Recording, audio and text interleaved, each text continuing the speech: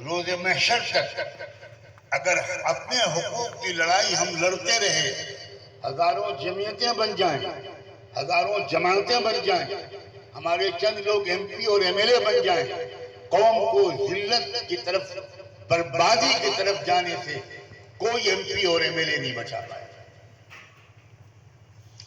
دھوکے میں ہیں ہم نے قرآن کو زندگی سے کاٹ دیا ہے، ہم نے قرآن کو تلاوت کی کتاب بنا لیا ہے، اور وہ بھی ہمارا بہت نیک مسلمان ہے جو روز قرآن پڑھتا ہوگا۔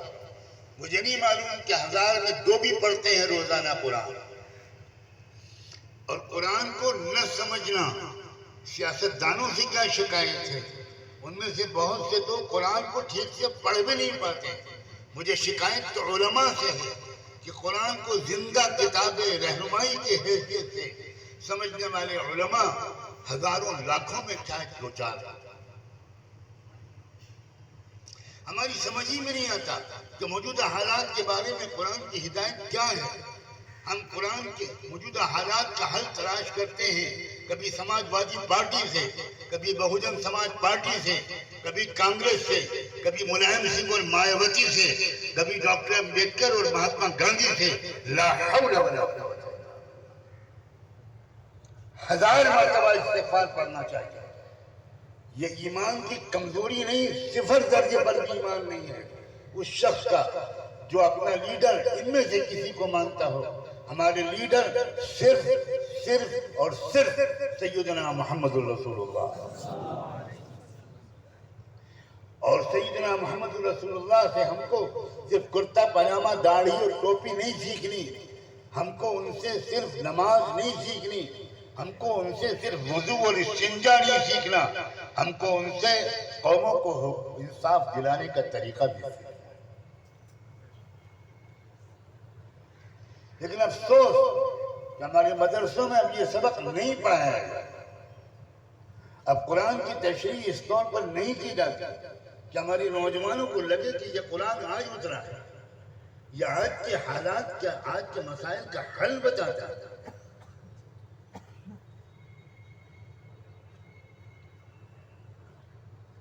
ہمیں معلوم ہے کہ قرآن میں مہاجرین کا تذکرہ ہے، وہ تشریح ہوتی ہے، اگر کہیں ہوتی ہے تو کہیں انصار کا تذکرہ ہے۔ ان آیتوں میں مشرکین کا تذکرہ ہے، ان آیتوں میں منافقین کا تذکرہ ہے، ان آیتوں میں یہودیوں کا تذکرہ ہے، ان آیتوں میں نصارہ کا تذکرہ ہے، ان آیتوں میں غزوہ احد اور بدر کا تذکرہ ہے، ان آیتوں میں غزوہ حنین کا اور غزوہ احزاب کا تذکرہ ہے۔ یہ آیتیں مکی ہیں اور یہ مدنی، اتنا ہم کو معلوم ہے۔ تو پھر ہمارے لیے قرآن میں کیا ہے آج کے حالات کے بارے میں؟ جواب ہے کلوا واشربوا۔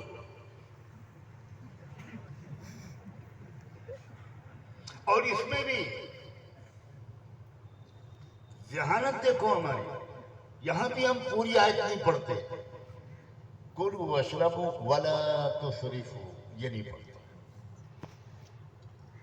ہمارے لوگ جب اپنا مکان بناتے ہیں تو اس بلڈنگ پر باہر لکھواتے ہیں ھذا من فضل ربی، وہ سودی کمائی سے بنے ہوئے مکان پر لکھا ہوتا ہے ھذا من فضل ربی۔ یہ ہے مسلمان اور اسلام کے ساتھ اس کا مذاق۔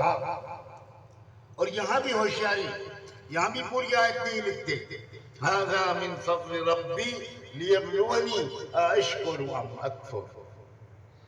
یہ اللہ کی میرے اوپر ایک نعمت ہے، اور یہ اس نے مجھے اس لیے دی ہے کہ وہ میرا امتحان لینا چاہتا ہے کہ میں شکر گزار بنتا ہوں یا نمک حرام اور ناشکرہ بنتا ہوں۔ نوجوانوں، صحیح طریقے سے قرآن کو سمجھنے کی کوشش کرنا، صحیح طریقے سے اسلام کو سمجھنے کی کوشش کرنا۔ اسلام اس لیے نہیں آیا کہ مسلمان نام کی ایک قوم بنا دے جو دوسری قوموں سے اپنے حقوق کی لڑائی لڑے، ہرگز نہیں۔